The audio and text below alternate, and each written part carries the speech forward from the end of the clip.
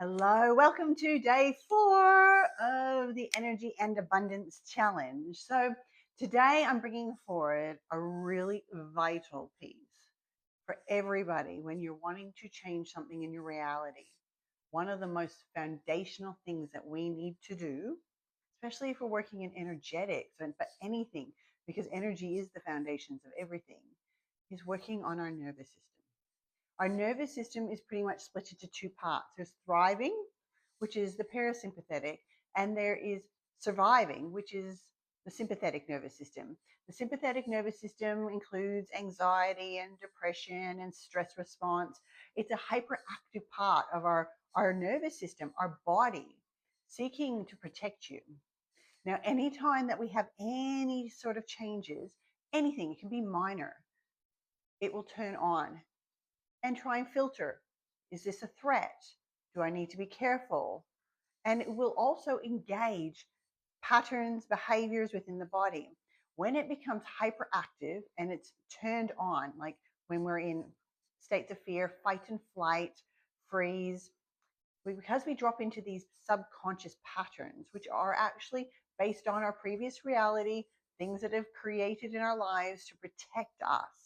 And a lot of them come from stressful situations, so they will limit us. We actually lose control. One of the things, though, is when this system turns on, your head will become very noisy. It will question, it will doubt, right? So even the things that come through as your intuition guiding you towards doing something so important for you in your path to creating magnetics and abundance, your head is questioning it. It is doubting it. And that creates a lot of confusion. The other thing is that when the sympathetic nervous system turns on, it contracts your energetic field. So we feel heavier. This is why when we're in depression and anxiety and we're stressed and we're angry, we feel heavy, right? And we also notice that we become more reactive, right? As I was talking about just before. But this contraction, right, means that we're not open to receiving. We're not open to change. You cannot learn new things when your sympathetic nervous system is on. You must regulate the system to be able to change your reality. Now, if we're looking at the universe and for it to provide for you abundantly, you need to have an open energetic field for you to receive, right?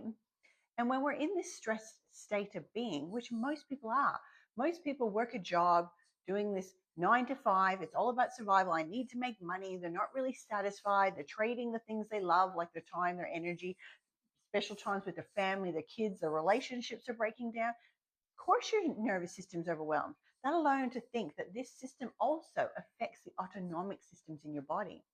It shuts down your digestion system. It shuts down your autonomic, like your immune system. All right. So you're more chance of becoming unhealthy. You're more chance of gaining disease. And this is not a state of being that anyone wants to be in. Yet I see consistently in my healing sessions, over 90% of people that come in have got this system that is engaged on almost all the time. At some point in our lives, through trauma or excessive amounts of stress, it has learned to become so hyperactive, so many things that are in our environment that are triggering it. When I went through my abuse and started to heal my nervous system and realizing the contraction in my energy field, that I get this head tension all around here and up here, that I could feel the heat rise up my spine. I could see my behaviors, that I'd be coming into these patterns. I couldn't handle the noise of my kids because my head was so noisy. But then I started to, when I was regulating the system and using, there's so many powerful tools out there, right? But if you have all, you can have all the tools in the world. But if you can't recognize when this system is turning on, what good are those tools? And a lot of the time, even if you've got all the awareness in the world about what happens when you're in this system, but you're not dropping into your body, those tools are still no good. We must engage our body in the healing process. We must be embodied. Our body is consciousness, it's intelligence. It needs to release the cellular memory of the trauma and the stress. Plus, we're working with this very, I'm going to say complicated, but it's not really, this mind that has neuron pathways. So we need to be consistent. consistent at resetting the nervous system, consistent at creating new neuron pathways in relation to the things that were triggering us. So when I went through my abuse, like I was saying before, and I started to regulate this system, all of a sudden at times I'd be like, why is my nervous system, why am I this stress system on? Nothing has really stressed me. Then I realized little things in my environment were triggering it. My phone would beep and it wouldn't even be a stressful message, but my nervous system didn't know what that was. It could be a threat. It could be the person that was abusing me. I remember walking one day and then noticing this tension come on, and I was like, what happened there? What triggered it this time? And it was the sound of a car. The car sounded like that person that inflicted the abuse on me. So knowing these things, right, that there's so many little subtle things in our environment that can trigger your nervous system. You need to engage in watching your behaviors, your changes in your body. Are you starting to go into patterns that are survival, controlling? Maybe it's emotional and you're overwhelmed with emotion and you might become emotionally manipulative. These are all systems built within the sympathetic nervous system because your body doesn't feel safe. Your mind doesn't feel safe. So I teach a lot of these tools, a lot of different tools, but today I'm going to give you guys one. There's one specific meridian that runs this system, right? It runs across our forehead into the temples, over the ears, down to the base of the head, down the neck, into the shoulders.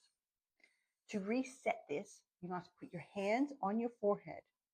I encourage you to ground like we did in day one, taking that long and slow breath up, because every time you start to do that long and slow breath with grounding and you're doing this process, every time later, even if you don't do this process itself, the grounding and breathing will trigger the body's response to reset.